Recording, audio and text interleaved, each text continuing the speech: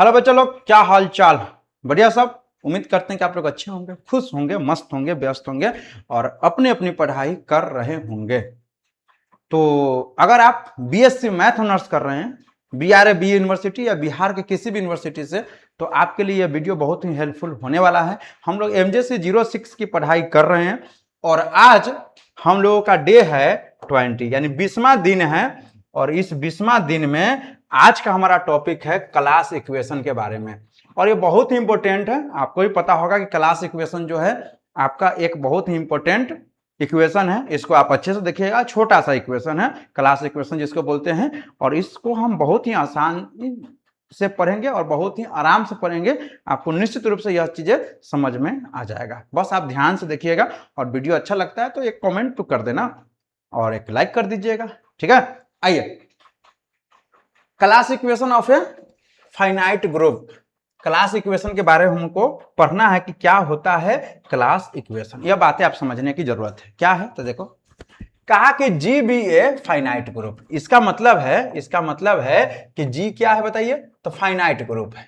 जी क्या है? Finite group, ठीक बात है।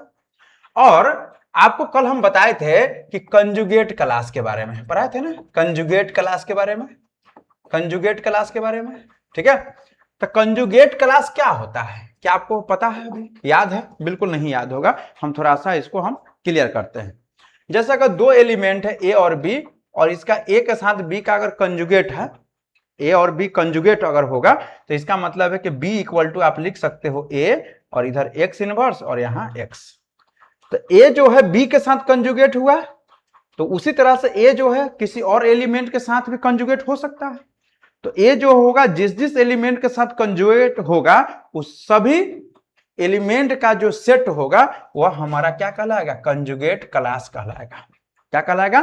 कंजुगेट क्लास कहलाएगा। यानी कंजुगेट क्लास को हम लिखे थे CLA और यहां पर लिखे थे एक्स इनवर्स AX, और एक्स किसका एलिमेंट होगा? जी का एलिमेंट होगा। इस तरह से ये चीज आपको पता है। अब यहां पर कंजुगेट क्लास को CLA से लिखिए या सीधे हम CA लिख सकते हैं। क्या लिख सकते हैं? CA लिख सकते हैं। क्या लिख सकते हैं? CA लिख सकते हैं। CA लिखिए या सीधे CA लिखिए, बात सेम ही है, ठीक है। तो दो एलिमेंट अगर कंजुगेट है तो हम B equal to X inverse AX लिख सकते हैं। तो A B के साथ कंजुगेट होगा तो यह कंडीशन होगा, तो A जो है और भी एलिमेंट के साथ कंजुगेट हो सकता है। तो सारे कंजुगेट पेयर का सेट जो होगा वह कंजुगेट क्लास कहलाता है, ठीक है। तो यहां पर समझने की जरूरत है कि जी क्या है? ग्रुप है।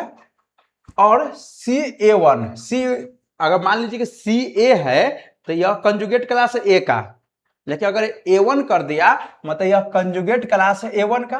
फिर यह CA2 कंजुगेट क्लास है A2 का, है कि नहीं। फिर यह है कंजुगेट क्लास A3 का और डॉट डॉट कंजुगेट क्लास है AK का। नहीं तो अलग अलग एलिमेंट का कंजुगेट क्लास है CA1, CA2, CA3 और dot dot CAK। A distinct class in G, then G is union of all classes। अब बोला कि जितना भी कंजुगेट क्लास होता है, जितना भी, वो सभी का जब आप यूनियन निकालिएगा ना तो वह सेट G के बराबर होता है। याद करना है। क्या याद करना है? कि जितना भी कंजुगेट क्लास होगा उस सब का यूनियन जो है वह G के इक्वल होता है, मतलब ग्रुप के इक्वल होता है। तो देखो यहां पर G इक्वल टू क्या लिखा हुआ? G इक्वल टू लिखना है यूनियन, या क्या है? यूनियन। किसका यूनियन? तो CA का। अब जैसे यहाँ A1 है, A2 है, A3 है, AK है, तो सीधे A लिख दिया। सीधे A जनरल में तो A लिखाएगा ना। अब उसका यूनियन, उसका यूनियन, और यहां पर लिखेंगे A कहां से आया है? तो G से आया है। तो जितना भी कंजुगेट क्लास है उस सब का यूनियन क्या कहलाएगा? G कहलाता है। तो वही चीज लिखा हुआ है G equal to union of CA, A belongs to G। ठीक बात। अब आइए यहां पर समझते हैं। यहां पर समझ, ये लाइन समझ गया। दूसरा लाइन, अब दोनों तरफ ऑर्डर लगाइए, मतलब O लगा दीजिए। इधर भी ऑर्डर लगाइएगा ना, इधर भी O और इधर भी O लगाइएगा। जैसे ही आप O लगाइएगा, दोनों तरफ O लगाए मतलब ऑर्डर लगाए, यूनियन सिग्मा हो जाएगा। यूनियन क्या हो जाएगा बोलिए? सिग्मा हो जाएगा। बाकी बात A बिलोंग्स टू G इसके नीचे है तो इसी तरह से लिखा जाएगा। अब देखिए, अब इस ऑर्डर ऑफ CA को हम दो पार्ट में तोड़ लिए। देखो यहां पर ऑर्डर ऑफ CA है और यहां ऑर्डर ऑफ CA है, दो पार्ट में तोड़ लिए।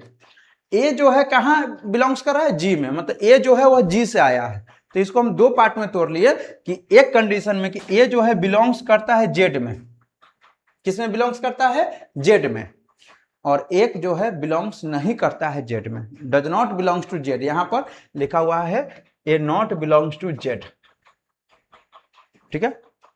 ए इसमें बिलोंग्स कर रहा है जेड में और इसमें ए नहीं बिलोंग्स कर रहा है जेड में। आ रहा है समझ में? दो चीज हो गया, दो पार्ट में हम इसको तोड़ लेंगे, ठीक है। अब देखिए अगर जेड में बिलोंग्स करता है तो ऑर्डर ऑफ सी ए कितना हो जाता है, एक हो जाता है। यह बात आप ध्यान में रखिएगा। अब देखो यहां से इसको हम दो पार्ट में तोड़े हैं कि एक में ए जो है जेड में है और एक में जेड में नहीं है। जेड सेंटर होता है, क्या होता है, सेंटर होता है ना।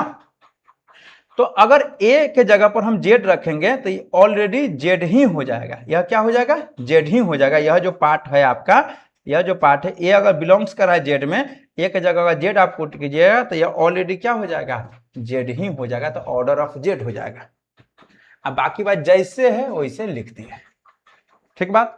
अब आप यहां पर देखिए, यह फॉर्मूला आपको याद रखना है। क्या याद रखना है कि ऑर्डर ऑफ सी ए जो होता है वह किसके बराबर होता है, order of G by order of normalizer A, ठीक है। ऑर्डर ऑफ सी ए क्या होता है, order of G by order of A ने, यह याद रखना है। क्या याद रखना है कि ऑर्डर ऑफ सी ए जो होगा वह किसके बराबर होगा बताइए, तो ऑर्डर ऑफ जी डिवाइड में ऑर्डर ऑफ नॉर्मलाइजर ए के बराबर होता है। तो ऑर्डर ऑफ सी ए की जगह यह लिख देंगे। तो यहां से जो यह वैल्यू आया ऑर्डर ऑफ सी ए, तो देखो ऊपर वाला इक्वेशन में ऑर्डर ऑफ सी ए है तो यह वाला वैल्यू पुट कर देंगे यहां पर।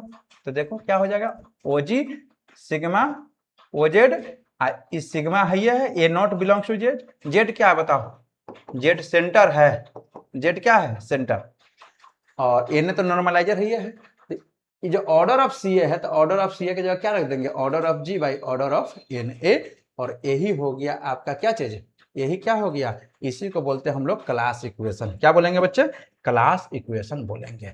तो इस तरह से आप अच्छे तरीका से समझ सकते हो। बोलो ठीक ठाक है, क्या आपको समझ में आया? हमको तो लगता है कि यह बातें आपको अच्छे से समझ में आया होगा, कहीं पर भी कोई दिक्कत वाली बात नहीं हुआ होगा।